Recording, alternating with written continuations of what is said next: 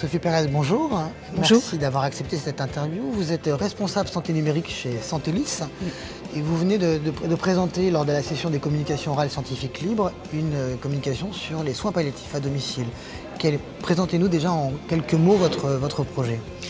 Donc dans le cadre de ce projet, il s'agissait de proposer aux patients pris en charge en hospitalisation à domicile, en soins palliatifs, en lieu et place d'une consultation physique à l'hôpital pour voir le médecin expert en soins palliatifs, donc de leur proposer une téléconsultation.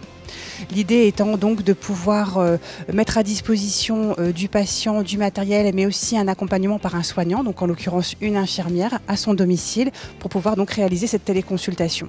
Et de l'autre côté, donc du côté hospitalier, il y avait donc le médecin expert en soins palliatifs qui pouvait donc revoir son patient, réaliser des préconisations médicales et s'entretenir avec son patient et sa famille dans le cadre donc de cette prise en charge palliative. Vous avez aussi assisté aux autres communications présentées ce matin. Vous voyez un peu la richesse de tout ce qui existe. Est-ce que tout ça vous met en confiance pour le déploiement de la télémédecine ? Alors ça me met en confiance puisqu'on voit qu'effectivement beaucoup d'acteurs sont présents sur le terrain, les médecins sont mobilisés, les paramédicaux également et puis l'industrie évidemment. Donc je pense que nous avons des bases solides pour pouvoir démarrer. Néanmoins il y a encore énormément de travail, je pense qu'il y a encore beaucoup de craintes. Je pense qu'il y a encore beaucoup de questions autour du transfert de compétences, de la délégation des tâches.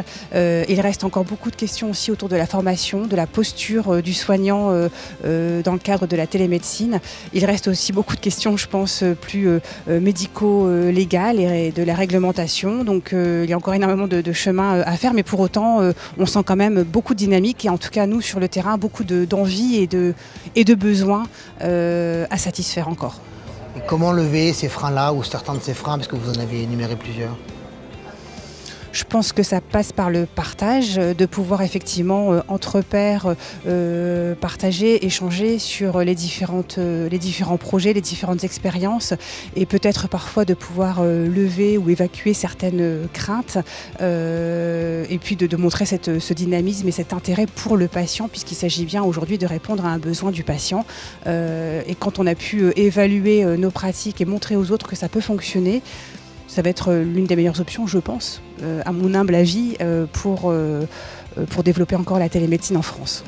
Et donc, même question que je pose à tous les interlocuteurs pendant le salon, sur l'avenant 6, avec d'un geste et d'une phrase. Pour vous, est-ce que c'est big up, est-ce que c'est down, est-ce que c'est un peu mieux faire et pourquoi ? Alors là, vous me posez une colle quand même parce que c'est pas ma spécialité, la réglementation et encore moins l'avenant 6. Mais il semblerait que ce soit une bonne base, donc cool. Une bonne base. Super, merci beaucoup.